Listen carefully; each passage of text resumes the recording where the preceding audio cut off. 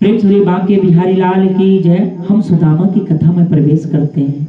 हम आपसे सुदामा के विषय में चर्चा कर रहे हैं। सुदामा का जीवन क्या है, सुदामा के बारे में लोगों के मन में एक कुछ भ्रांति है। शास्त्रों में कुछ लिखा है, लोग कुछ कहते हैं। मैंने किसी हिंदी पुस्तक में पढ़ा था कि सुदामा घर घर भीख मांगते थे। अरे घर में फूटी कौड़ी नहीं थी, घर में भिक्षा लेकर आते थे। लेकिन भागवत में एक जगह में श्री कृष्ण सुखदेव जी ने सुदामा को भिखमंगा नहीं कहा। एक जगह में सुखदेव जी ने भिखारी नहीं कहा है, सखा कहा है। सुदामा बचपन से विरक्त थे, इंद्रियों में सुदामा की विरक्ति थी। सुदामा प्रशांत मन है, जितेंद्रिय है। सुदामा को परम जितेंद्रिय है। सुदामा जी के जीवन में एक बार भी भिक्षा मांगी हो ऐसा किसी शास्त्र में नहीं लिखा है। मैंने किसी हिंदी कविता में लिखा है, औरन को धन चाहिए बावरी, ब्राह्मण को धन केवल भिक्षा।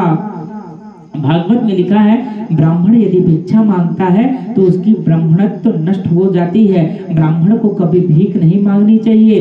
दान लेने का तो ब्राह्मण का अधिकार है, लेकिन भीख मांगने का कोई अधिकार नहीं है।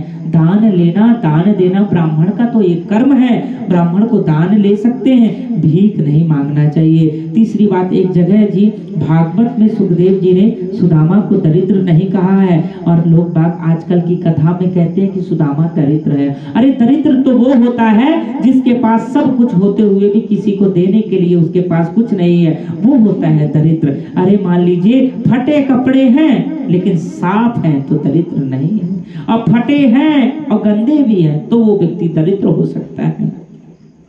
तीसरी बात, एक जगह भागवत में सुखदेव जी ने सुदामा को कहीं दरिद्र नहीं कहा, लेकिन मैं समझता हूँ जितने सुंदर विशेषण सुदामा के लिए प्रयुक्त किए आचार्य सुखदेव ने, उतने तो किसी बड़े संत को किसी ने नहीं कहा। सुदामा जी के घर में सुबह खाए तो शाम को अन्न नहीं रहता है। इतनी बड़ी गरीबी बताइए। कहते हैं सुदामा से कृष्ण मिल गए तो इसी प्रकार से भगवान कृपा कर देते हैं, और कृष्ण मिलना ही चाहिए। सुदामा को सुदामा मिल जाएगा तो क्या उद्धार होगा, सुदामा को कृष्ण मिलेगा तो ही उद्धार होगा सुदामा जी के घर में।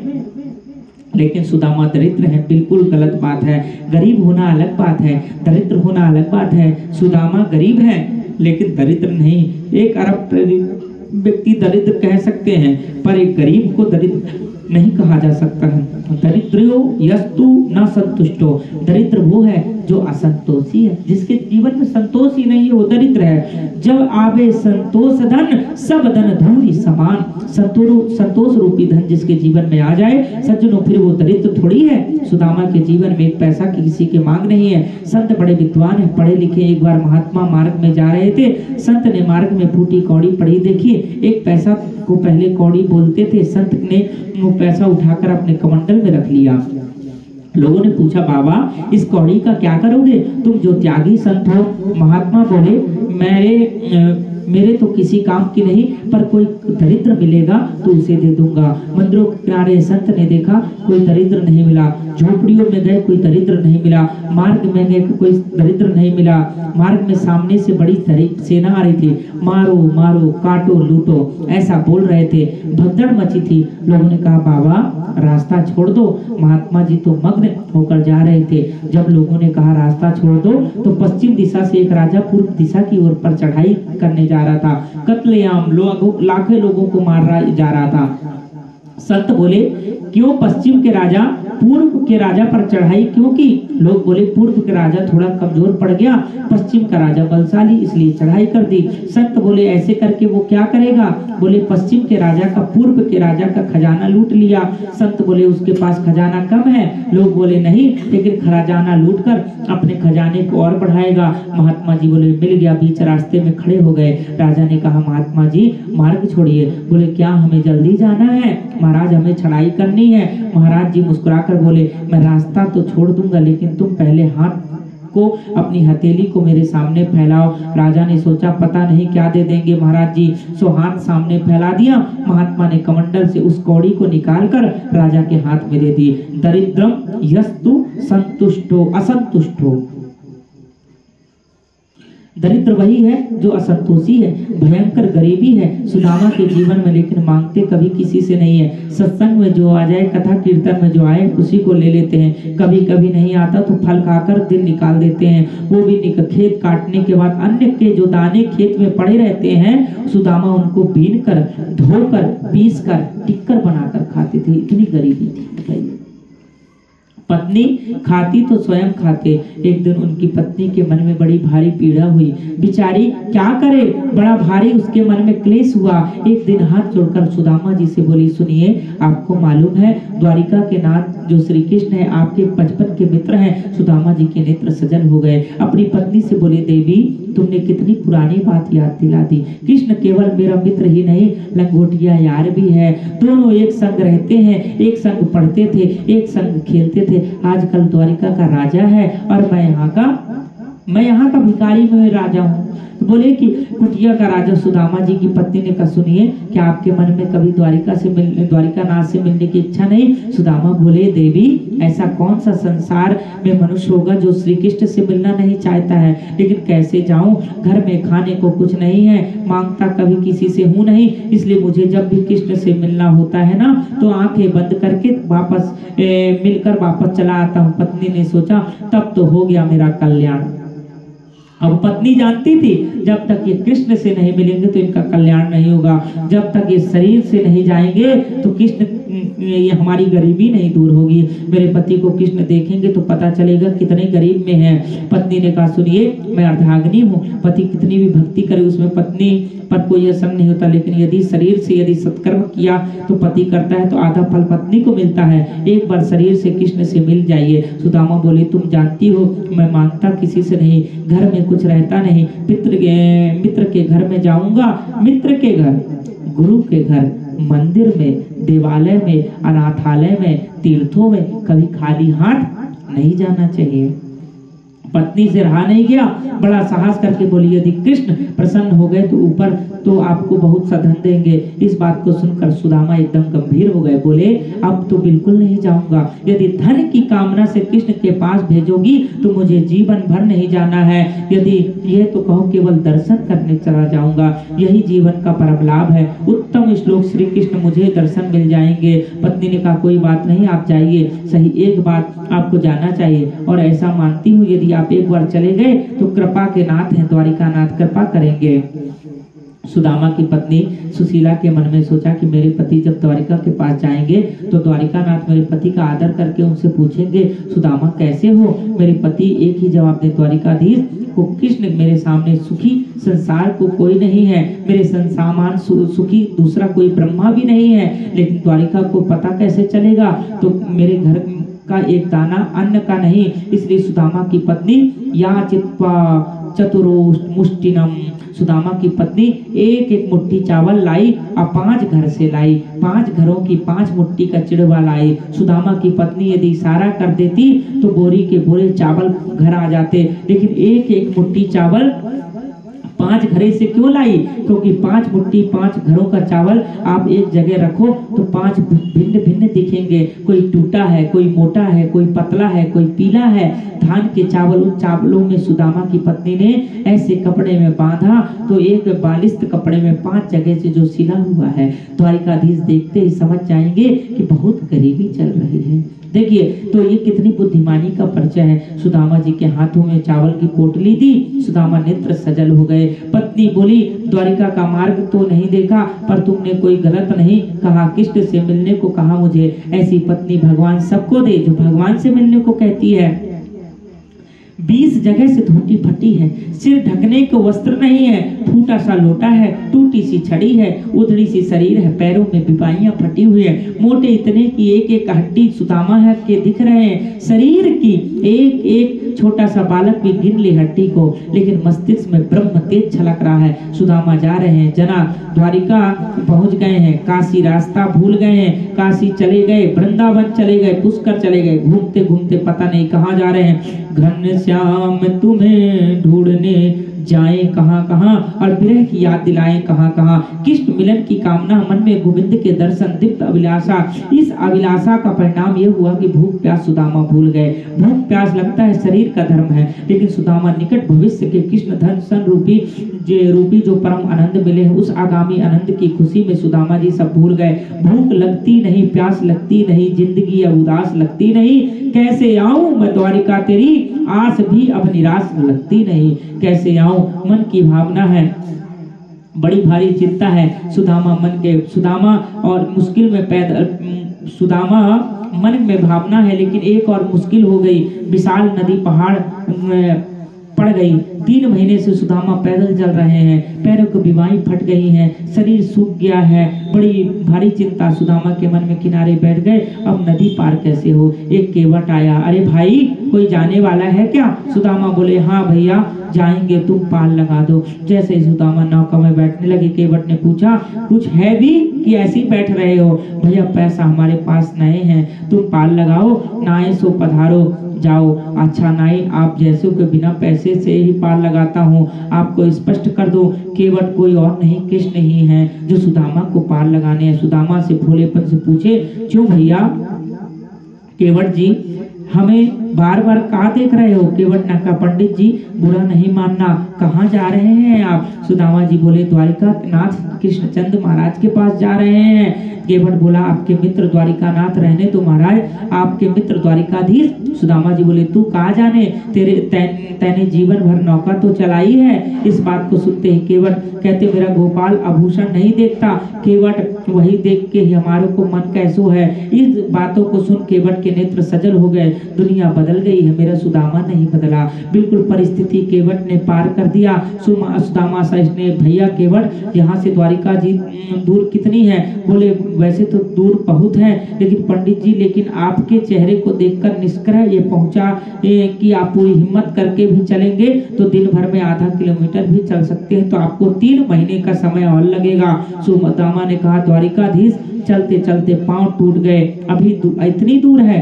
मेरे गोविंद, मुझे तुमसे बेटा बेटी नाती पोता धन संपत्ति कुछ नहीं चाहिए, केवल तुम्हारे दर्शन चाहिए। तुम्हारी 1000 बार गरज पड़े तो हमें बुलाओ, नहीं तो हम यहीं बैठे हैं। लेकिन तकिया लगा बनाकर सो गए। अब धोती ओढ़ ली, आधी पहने, लेकिन सोया तो नदी किनारे, और जब जगे तो द्वारिकाधीश में पहुंच गए। प्रेम से बोली द्वारिकाधीश भगवान की। श्री कृष्ण, जय श्री कृष्ण नाम की ध्वनि सुनाई लगी। सुदामा ने देखा, ये तो बड़ी सुंदर नगरी है, कहीं स्वप्न तो नहीं देख रहा। दौड़ते दौड़ के द्वारिका के द्वार पर आ गए। कृष्ण के द्वारपालों का बड़प्पन देखिए, कितने विनम्र है। जो वास्तव में बड़े होते हैं वो विनम्र होते हैं, गलती से जो बड़े होते हैं वो बड़प्पन 2-4 पीढ़ी का समय लगता है। कृष्ण के द्वारपाल जय विजय खड़े हैं। सुदामा ने कहा, भैया जय श्री कृष्णा। द्वारपाल बोले, जय श्री कृष्ण। सुदामा ने पूछा, ये कौन सी नगरी है? जी हमारे कृष्णचंद महाराज की द्वारिकापुरी है। ओ, तब तो द्वारिका में मेरे मित्र कृष्ण भगवान दरबान ने ब्राह्मण का उपहास नहीं किया। सज्जनों, जिस ब्राह्मण के चरणों के जूते नहीं, उसने जब ये कहा कि मेरे मित्र कृष्ण द्वारिका है, तो जय विजय दोनों सुदामा के चरणों में गिर पड़े और उनके नेत्र भराए। बोले, महाराज हमारे प्रभु के मित्र तो आप जैसे ही होते हैं। सुदामा ने कहा, सुनो, आप ये मत सोचना कि मैं कुछ मांगने आया हूँ, केवल मुझे गोविंद के द्वारपाल उनके प्रणाम करते हैं। एक बात आपसे कहूँ पंडित जी, हमारे प्रभु ने संत ब्राह्मण को आने पर कोई रोक नहीं किया है, और ब्राह्मणों को आना चाहिए। इनके बाद हमें दंड कहते हैं कि ब्राह्मण को जो रोक देता है, तो उसी प्रकार से जय विजय को 3 बार का श्राप मिला था। कहते हैं कि एक बात अभी हमें महल में सूचना दे देते हैं, आप 2 मिनट यहाँ विराजें, प्रभु की आज्ञा होगी तो आपको आप कह देंगे। सुदामा जी बोले, ठीक है। शीश पागा ना जागा तन पे, प्रभु जाने को आई बसों के ही ग्रामा। धोटी फटी से लटी दुपटी आरू, पाहे उपासन की नहीं सामा। द्वार खड़ो निज दुर्बल को, एक रहो चाकी सो वसुधा अभिरामा। पूछत दीन दयाल को धाम, बतावत आपनु नाम। सुदामा एक निहाल गरीब ब्राह्मण द्वार पर खड़ा है, नितांत विपन्न ब्राह्मण। उनके पैरों की बीमारी फटी है, सिर ढकने के लिए वस्त्र नहीं है, 20 जगह से धोती फटी, इतना दूल्हा शरीर है, एक एक हड्डी दिखती है, फूटा सा डोटा, टूटी सी छड़ी, उधड़ी सी रस्सी हाथ में। आपके बचपन के मित्र कहते हैं, द्वारकाधीश ने सुना मेरा मित्र सुदामा आया है, दुपट्टा कहीं गिरा, कुंडल कहीं गिरे, पादुका कहीं गिरी, और दौड़ते दौड़ते अपने कन्हैया को चरण अपने कंधे से लगा लिया।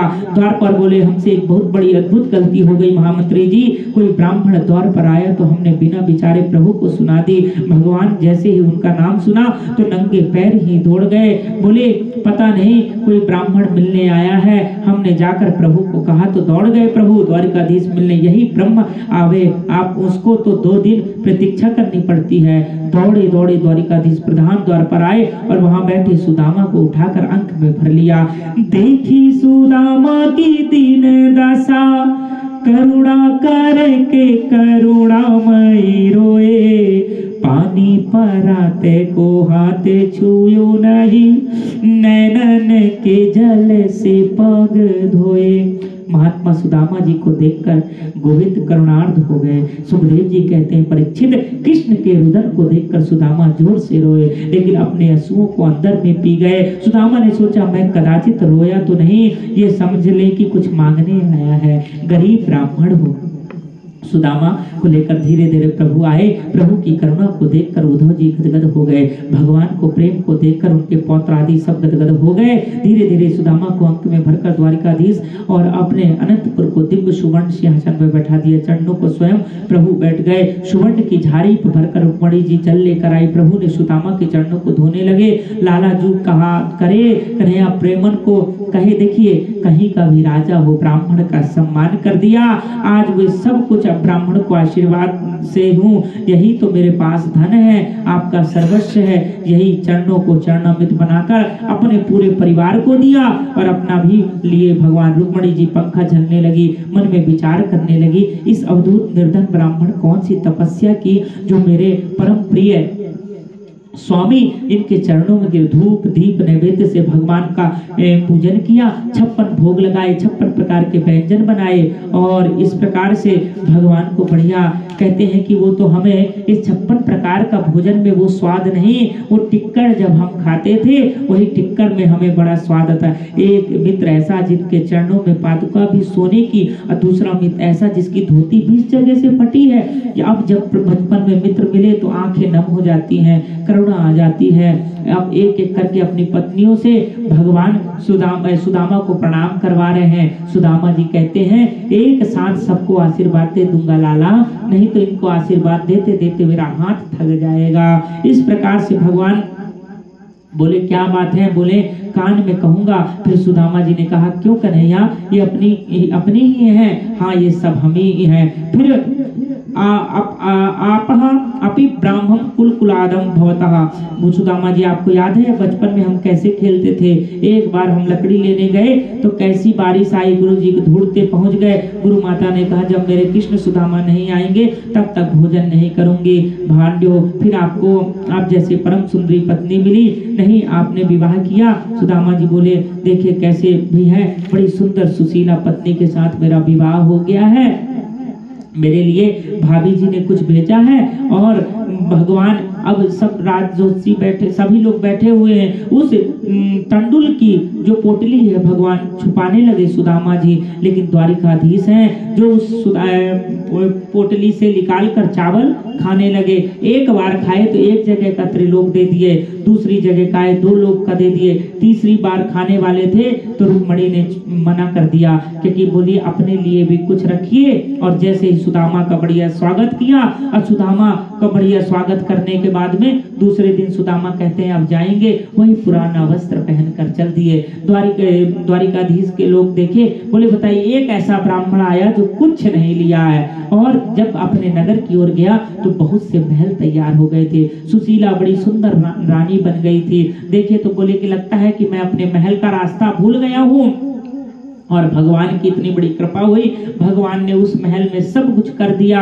सुशीला आई, बोली आपका ही महल है। अंदर से भगवान कृष्ण निकले, बोले कि मैं तो ये साधना के लिए मैं ये सब भोग कहाँ से भोगूंगा, मैं तो भगवान का भजन करूंगा। तो कहते हैं कि प्रभु ऐसे ही कृपा करते हैं। कहते हैं प्रभु की कृपा भयं सब काजू, जन्म हमार भयं सब काजू। प्रभु ने इशारा कर दिया, जो वो भी ब्राह्मण था जो विवाह से पहले आपका पत्र लाया था, और द्वारका भी पटरानी कैसी थी। इसी प्रकार से सुदामा ने सभी प्रकार से सुदामा का क्वादरित्रम पापियानम क्वा कृष्णम सी केतनः, इस प्रकार से कहाँ तो मैं दरिद्र पापी और कहाँ लक्ष्मीपति मेरा मित्र, सभी प्रकार के सौभाग्य बन गए। और सभी प्रकार से भगवान ने सुदामा को सब चीजें दे दी। सुशीला जी भीतर से निकली, सुदामा जी जाने लगे, अब सोने की रोटी बनाओ, चांदी की दाल बनाओ, हीरे की चटनी बनाओ और खा जाओ, किसी की जंगल की झोपड़ी में रहकर भजन करूंगा। भगवान निकले,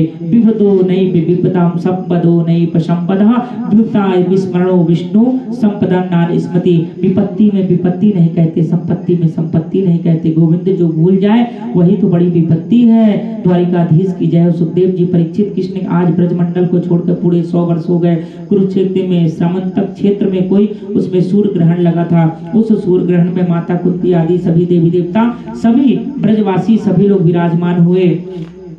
रुक्मणी ने राधा रानी का सौंदर्य देखा। दो प्रकार का होता है, एक होता है तेजस्वी सौंदर्य और भजन और ज्ञान से जो सुंदर हो जाता है। कुशेरी राधा रानी के दर्शन किए, माता देवकी के दर्शन हुए, माता यशोदा के दर्शन हुए, नंद बाबा के दर्शन हुए। ब्रजवासी सबसे मिले, नंद गोपश्चात गोविंद को मन में बार बार धारणा करके सबको ब्रजवासी लौट कर चले गए। ब्रजवासी कृष्ण के प्रति संबंध है, मेरे तो गिरधर गोपाल दूसरा कोई नहीं। इस प्रकार से भगवान का चिंता ईश्वर अंश जीव अविनाशी चेतन अमल सहज सुख राशि सो माया पस भयों गोसाई माधव कटी मरकट के नाही।